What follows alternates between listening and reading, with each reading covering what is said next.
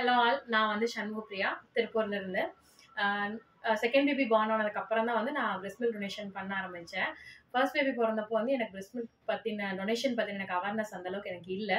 So once வந்து breast milk donation பத்தின awareness எனக்கு தெரிஞ்சதையும் பேபி பார்ன் ஆனதுக்கு அப்புறம் நான் டொனேஷன் பண்ணணும்னு நினைச்சேன். அதே மாதிரி பேபி பார்ன் ஆன 3 monthsல இருந்து டில் 2 years வரைக்கும் நான் வந்து டொனேஷன் பண்ணினேன். நம்ம அமிர்தம் டீம் இல்லைன்னா என்னால் வந்து இது சாத்தியமாயிருக்காது. ஸோ தேங்க்ஸ் டு அவர் அமிர்தம் டீம்.